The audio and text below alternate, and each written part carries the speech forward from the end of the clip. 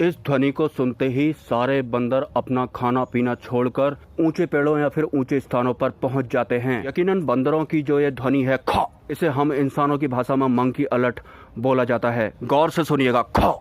अगर आप बंदरों की इस ध्वनि को रिकॉर्ड कर दोबारा से बंदरों के झुंड के बीच में इस आवाज को प्ले करते हैं तो सभी बंदर दोबारा भी इस ध्वनि को सुनते ही अलर्ट हो जाते हैं और ऊंचे पेड़ों पर या फिर ऊंचे स्थानों पर चले जाते हैं। बंदरों द्वारा अपनी सुरक्षा के लिए इस्तेमाल करे जाने वाली ये ध्वनि हम इंसानों की भाषा में एक पूरा वाक्य होता है। इस खौ का मतलब होता है हमें कोई खतरा है तो तुरंत हमें सुरक्षित स्थानों पर पहुंच जाना है। तो ठीक उसी तरह हम इंसानों द्वारा इस पूरे विश्व में जितनी भी भाषाएं बोली जाती हैं, उन सभी भाषाओं के लिए जिन भी शब्दों की शुरुआत होती है वो सूक्ष्म जगत की कुछ ऐसी ही ध्वनियों से इन सभी भाषाओं की शुरुआत होती है। जैसा कि मैं अपने बहुत सारे वीडियोज में बोलता हूँ कि अगर आपको सिद्धियों की भाषा समझ में नहीं आ रही है, क्योंकि सिद्धियां जो होती हैं परावाणी में बात करती हैं, तो आपको बंदरों या फिर किसी अन्य पशु पक्षी का साथ चुन लेना चाहिए, क्योंकि ये जितने भी पशु पक्षी होते हैं ये सूक्ष्म जगत की कुछ ऐसी ही ध्वनियों का इस्तेमाल करते हैं। अगर वही ध्वनि को हम डिकोड करते हैं तो हमारे भौतिक संसार में वो पूरा का पूरा एक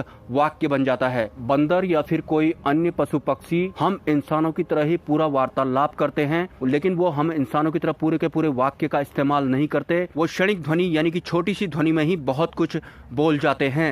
तो हम इंसानों को इन ध्वनियों का ज्ञान तो होता नहीं है, तो हमें लगता है कि बंदर या फिर कोई अन्य पशु पक्षी बिना मतलब के ही टू टू टै टै कर रहा है। तो ठीक इसी तरह से जो सूक्ष्म संसार है जो कि इस ब्रह्मांड में अनंत असंख्य रूप में फैला हुआ है, इसमें भी अनंत रूप में सूक्ष्म शक्तियां होती हैं और वो सभी सूक्ष्म शक्तियां अपने लोक के हिसाब से भाषाओं का इस्तेमाल करती हैं। कुछ सूक्ष्म जगत की शक्तियां जो कि हम इंसानों की तरह दिखाई पड़ती हैं, लेकिन उनकी भाषा पशु पक्षियों की तरह होती है, जो कि हम इंसानों को ध्वनि का ठीक तरह से ज्ञान ना होने की वजह से समझ में नहीं आती हैं। तो अगर आपको सूक्ष्म जगत की शक्तियां आपके सम्मुख स्थूल रूप में दिखाई पड़ भी रही हैं, लेकिन आपको उनकी भाषा समझ में नहीं आ रही है, तो सबसे पहले आपको ध्वनियों को डिकोड करना सीखना पड़ेगा। और ध्वनियां जो कि पशु पक्षी इस्तेमाल करते हैं, भले ही वो हम इंसानों को खाली टै टै टू टू लगती है, वो एक पूरा वाक्य होता है। और अगर आप ध्वनियों को डिकोड करना चाहते हैं तो आपको नाद ध्वनि को सुनने की आदत डालनी पड़ती है। और नाद ध्वनि जो होती है वो ब्रह्मांड की ध्वनि होती है, वो परम तत्व परमात्मा के विज्ञान की ध्वनि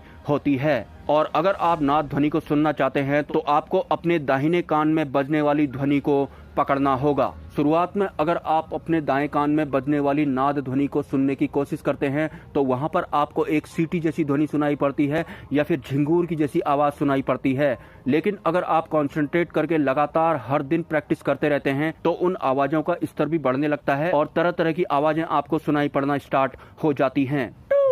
अगर आप एक संकल्प के साथ नाद ध्वनि को सुनने का प्रयास करते हैं तो जिन सूक्ष्म जगत की सिद्धियों की भाषा आपको समझ में नहीं आ रही थी, उन सूक्ष्म जगत की सिद्धियों की भाषा भी आप नाद ध्वनि के माध्यम से सीख सकते हैं। क्योंकि नाद ध्वनि में इस ब्रह्मांड की सभी भाषाओं का गूढ़ रहस्य छुपा हुआ है, या फिर मैं ये कहना चाहूँ कि जितनी भी भाषाएं हम इंसान या पशु पक्षी बोलते हैं, उन सभी का सूक्ष्म स्तर का जो केंद्र बिंदु है वो नाद ध्वनि में समाया हुआ है। जब एक आम इंसान सिद्धि प्राप्त करने के उद्देश्य से किसी उच्च स्तरीय दिव्य शक्ति का मंत्र जप करता है तो धीरे धीरे उसे एक दिन सूक्ष्म संसार की ये शक्तियां स्थूल रूप में दिखाई पड़ने लगती हैं। उनमें से कुछ सूक्ष्म जगत की शक्तियों की भाषा तो हमें समझ में आती है, लेकिन कुछ सूक्ष्म शक्तियों की भाषा कहीं से कहीं तक हमारे पल्ले नहीं पड़ती है। जैसा कि मैंने बताया कि जो सूक्ष्म संसार है वो बहुत ही ज्यादा ब्रॉड लेवल में फैला हुआ है। हमारे 50 लाख जन्म भी कम पड़ जाएंगे तब भी हम सूक्ष्म जगत के पूर्ण रहस्य को नहीं जान सकते हैं। लेकिन हाँ, अगर हम सिद्धि प्राप्त करने के उद्देश्य से सूक्ष्म जगत में एंट्री नहीं करते हैं, परम तत्व परमात्मा के विज्ञान को जानने के लिए सूक्ष्म संसार में एंट्री करते हैं, तो यकीनन हमें इस पूरे ब्रह्मांड का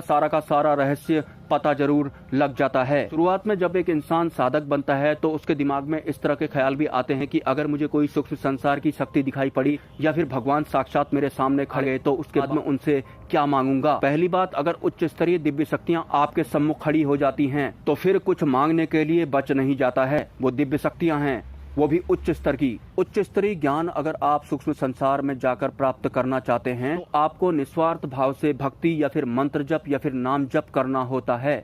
निस्वार्थ भाव से जो भी इंसान साधक या भक्त सूक्ष्म संसार में एंट्री करता है तो उसे बिना मांगे ही सब कुछ प्राप्त हो जाता है। मिलते हैं नेक्स्ट वीडियो में।